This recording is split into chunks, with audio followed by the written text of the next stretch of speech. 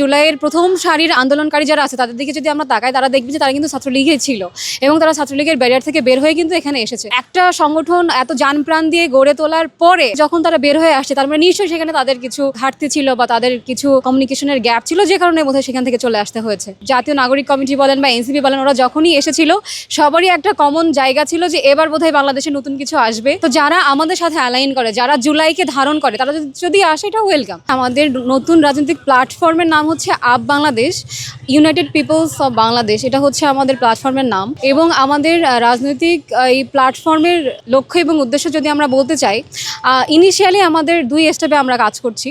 প্রথমটা হচ্ছে যে আওয়ামী লীগ ফ্যাসিবাদীর এবং গণহত্যার বিচারিক প্রক্রিয়ার কাজ চলমান রাখা, এবং এই বিষয়ে আমরা সবসময় অনড় থাকবো এবং এটাতে কখনোই ছাড় দিব না। আপনারা আমাদেরকে সবসময় মাঠে সরব দেখবেন এই বিষয়ে, যাতে আমরা আওয়ামী লীগ সহ ফ্যাসিবাদের এবং গণহত্যার যে বিচারিক কার্যক্রম আছে, আমরা যাতে আমাদের এই কার্যক্রমটা চালিয়ে নিয়ে যেতে পারি। দ্বিতীয় যে পয়েন্ট আমি যদি উল্লেখ করি, সেটা হচ্ছে যে আমাদের চিরচরিত বাংলাদেশের একটা রাজনৈতিক সাংস্কৃতিক পরিমণ্ডল আছে।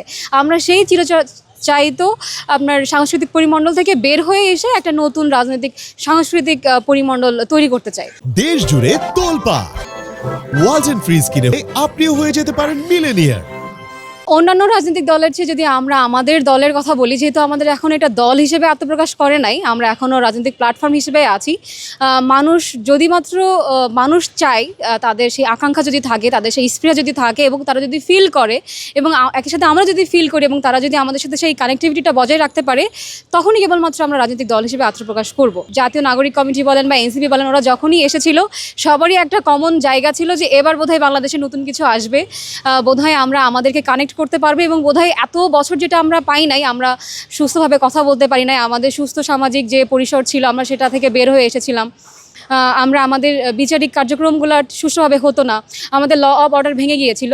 তো এই আকাঙ্ক্ষাগুলো কিন্তু মানুষের ছিল এবং সেই জন্যই এত বেশি হাইপ ক্রিয়েট হয়েছিল। এবং দেখবেন ওরা যখন আত্মপ্রকাশ করেছিল কেন্দ্রীয় শহীদ মিনার থেকে, ওই সময় এত লোক সমাগম ছিল এবং পুরো বাংলাদেশে কিন্তু অনেক মানুষরা তাদেরকে অনেক সানন্দে গ্রহণ করেছিল। সবাই ভেবেছিল যে হ্যাঁ, বোধহয় এমন কেউ আসে যাদেরকে আমরা আমাদের দল হিসেবে আমরা নিয়ে যেতে পারি।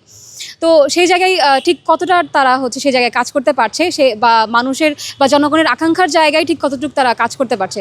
তো আমাদের লক্ষ্য এবং প্রচেষ্টা থাকবে সেটাই যে আমরা মানুষের ওই জায়গাটা নিয়ে আমরা কাজ করতে চাই, যাতে মানুষ আমাদের সাথে আবার সে আগের মতো একাত্মতা পোষণ করে আমাদের সাথে কাজ করতে পারে। এবং নতুন বন্দোবস্ত যদি কিছু থেকে থাকে, তাহলে ওই যে একটাই, যে আমরা আমাদের বিচারিক কার্যক্রমটাকে জোর দিয়ে আমরা সেই ল অফ অর্ডারটাকে আবার আগের প্রক্রিয়ায় ফেরত নিয়ে আসতে চাই। এনসিপিতে থেকে চলে আসছে এটা, যেহেতু আমি এনসিপিতে যাইনি, যারা এসেছেন এটা তারা ভালো বলতে পারবেন। তবে যদি আমি এই বিষয়ে কোনো মন্তব্য করতে চাই, তাহলে সেটা হবে সম্পূর্ণ আমার একান্ত ব্যক্তিগত বোঝাপড়া থেকে। আমি যতটুকু বুঝেছি যে হয়তোবা তাদের এনসিপির সাথে তাদের মতের অ্যালাইনটা হয় নাই, সেজন্য হয়তোবা তারা ওখান থেকে বের হয়ে এসেছেন। তা নাহলে দেখেন, রুটটা কিন্তু এনারাই তৈরি করেছিল। তো একটা সংগঠন এত জান প্রাণ দিয়ে গড়ে তোলার পরে, এত কষ্ট করে গড়ে তোলার পরে যখন তারা বের হয়ে আসছে, তার মানে নিশ্চয়ই সেখানে তাদের কিছু ঘাটতি ছিল বা তাদের কিছু আপনার কমিউনিকেশনের গ্যাপ ছিল, যে কারণে বোধহয় সেখান থেকে চলে আসতে হয়েছে। ডেফিনেটলি এখানে সবাই শিবির থেকে এসেছে, কিন্তু মোটা দাগে যদি বলি, হ্যাঁ, এখানে শিবিরের লোকজন বেশি, কিন্তু এমন অনেক মানুষজন আছে যাদের কিন্তু কোনো সংগঠনের সাথে জড়িত ছিল না। যেমন আমি কিন্তু কোনো সংগঠনের সাথে কখনোই জড়িত ছিলাম না, কোনো রাজনৈতিক সংগঠনের সাথে। তো আরও অনেক মানুষজন আছে যারা কিন্তু কোনো সংগঠনের সাথে জড়িত নাই, তারাও কিন্তু এখানে এসেছে। যদি আমরা শুধু শিবিরের এই গুণটাকে আটকে রাখি, তাহলে মানুষ হয়তো বা বুঝতে পারে যে আচ্ছা, এটা বোধহয় তাহলে শিবিরের বোধহয় আরও কোনো নতুন প্ল্যাটফর্ম। এটা কিন্তু একেবারেই না, এটা সবার জন্যই ওপেন এবং এখানে আমরা সকল ধরনের সকল মতের, আমরা চাই একটা মধ্যম পন্থার রাজনীতি ক্রিয়েট করতে বাংলাদেশে, এবং সেক্ষেত্রে আমাদের সকল ধরনের মতের মানুষকে আমরা এখানে সাথে রেখে চলতে চাই। আর যেটা বললেন যে দেখেন, ওরা কিন্তু অনেক ছোটোবেলা থেকে তাদের এই পলিসি মেকিং বা তাদের এই প্রসেসটা কিন্তু শুরু করে। ওদের অনেক ছোটোবেলা থেকে আপনি দেখবেন যে সমর্থক বা কর্মী বা সদস্য যেটাই হয় বা সাথী, সেই প্রক্রিয়া কিন্তু তাদের শুরু হয়ে যায়। যে যখন কোনো গোষ্ঠী বা যখন কোনো গ্রুপ অফ পিপল একটা সার্টেন প্রক্রিয়ার ভিতর দিয়ে অনেক বছর ধরে যায়, স্বাভাবিক তাদের একটা প্রসেস কিন্তু খুবই স্ট্রংলি গড়ে ওঠে। এবং এটা খুবই স্বাভাবিক যে অন্য আর 4-5টা মানুষের তুলনায় যারা এই প্রক্রিয়া বা এই প্রসেসের ভিতর দিয়ে যাবে তাদের এই কোনো সংগঠন চালানোর সাংগঠনিক দক্ষতা এবং ক্ষমতা কিন্তু অন্যদের থেকে বেটার হবে। অবশ্যই আমরা সাধারণ মানুষের মতামত নিচ্ছি, কারণ সাধারণ মানুষকে নিয়েই আমরা যদি এখানে আমরা সাধারণ মানুষকে বাদ দিয়ে দিই তাহলে এখানে আসলে আমাদের কোনো অস্তিত্ব থাকে না। আমাদের আপনি হয়তো ফর্মটা দেখে থাকবেন, ওই ফর্মে কিন্তু সমস্ত কিছু বিস্তারিত লেখা থাকে। তো আপনি যখনই আমাদের প্ল্যাটফর্মে আমাদের সাথে যুক্ত হতে চাইবেন তখনই আপনাকে ওই সাধারণ ফর্মটা আগে ফিল আপ করে আসতে হবে, এবং একই সাথে আমরা ওই ফর্মে এমন কিছু ইনফরমেশন আপনার দিতে হয় যেটা অ্যানালাইসিস করে আমরা বুঝতে পারবো যে আপনার চাহিদা কি, আপনার মতাদর্শ কি, আপনি জুলাই আন্দোলন সহ আপনার শাপলা চত্বরের আন্দোলনের সময় এবং একই সাথে রাজাকারদের বিচারের দাবিতে যে শাহবাগে যে আন্দোলন হয়েছিল ওই সময় আপনার যে মতাদর্শ ছিল বা আপনার যে টার্গেট ছিল বা আপনার তখন যে অ্যাক্টিভিজম ছিল আমরা কিন্তু সবই আমরা সবই সেটা অ্যানালাইসিস করি এবং তারপরে কিন্তু আমরা এখানে মানুষকে সিলেক্ট করি। এটা হচ্ছে এক। তো আমরা যখন মানুষকে সিলেক্ট করি প্রাথমিক পর্যায়ে, তারপরে আমরা আপনার প্রত্যেক জেলা উপজেলা ভিত্তিক আমরা তারপর একটা কমিটি গঠন করে দিয়ে দিই এবং সেখানে তারা সবাই সংগঠক হিসেবে থাকে। তো আপাতত আমরা এখন আমাদের দল গঠনের প্রসেসের ভিতর দিয়ে আছি। যেহেতু আমরা এখনও আমাদের রাজনৈতিক দল হিসেবে আত্মপ্রকাশ করি নাই, সেহেতু আমাদের গঠনতন্ত্র এখনও ওইভাবে অফিসিয়ালি কিন্তু আসে নাই। আমরা দুইটা পাড়া রেখেছি যে সে ইনসাফের ক্ষেত্রে কতটুকু এবং জুলাই স্পিরিটের সাথে সে কতটুকু অ্যালাইন করে, এই দুইটা জিনিস মাথায় রেখে আমরা সমর্থক কর্মী যেটাই হোক আমরা সেটা সিলেকশন করে থাকি। দেখেন, ছাত্রলীগ করেছে, আওয়ামী লীগ করেছে, আমরা যদি আমাদের জুলাইয়ের প্রথম সারির আন্দোলনকারী যারা আছে তাদের দিকে যদি আমরা তাকাই তারা দেখবে যে তারা কিন্তু ছাত্রলীগই ছিল এবং তারা ছাত্রলীগের ব্যারিয়ার থেকে বের হয়ে কিন্তু এখানে এসেছে।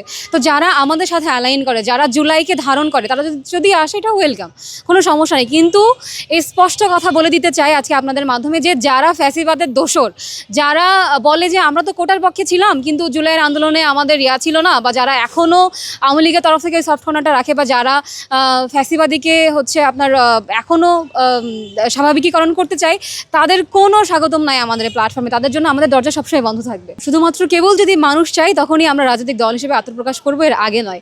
কারণ দেখেন, আমাদের এখন অবস্থাটা এমন হয়েছে যে আপনি যদি একটা ঢিল মারেন, যে মধু ব্যবসায়ীদের কাছে যে যেমন পড়ে, যে ঢিলটা যদি পড়ে মনে হয় যে মধু ব্যবসায়ী, এখন মনে হয় ওরকম হয়ে গেছে যে ঢিলটা ফেললে কোনো না কোনো পলিটিক্যাল পার্টির উপরে যে পড়বে। তো আসলে আমার তো এরকম দল ক্রিয়েট করে কোনো লাভ নাই যদি না আমি কাজই করতে পারি, যদি না আমার মানুষের সমর্থন থাকে। আমরা হইতে চাই, ধরেন আমার বাংলাদেশের দুইটা সবথেকে বড় দল বিএনপি এবং আওয়ামী লীগ। জামায়াত ইসলামী অবশ্যই অন্যতম একটি বড় দল। তো এর সাথে যদি আমরা একটা সুস্থ ধারা রাজনীতিতে অংশগ্রহণ করে যদি আমরা পলিসি মেকিংয়ের ক্ষেত্রে যাইতে চাই, সেক্ষেত্রে আমাদের ন্যূনতম হলে একটা মাঝারি পরিসরে কিন্তু আমাদের পৌঁছাতে হবে।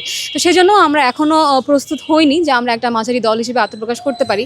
মানুষ যদি আমাদেরকে সমর্থন করে, তারা যদি আমাদের সাথে আসে, তারা যদি সমস্ত ধরনের লজিস্টিক সাপোর্ট এবং অন্যান্য সকল সাপোর্ট দিয়ে যদি তারা আমাদের পাশে থাকে এবং আমরা যদি তাদের সাথে নিয়ে একসাথে এগিয়ে চলতে পারি, তাহলে আমরা একটি রাজনৈতিক দল হিসেবে আত্মপ্রকাশ করতে পারি, এর আগে নয়।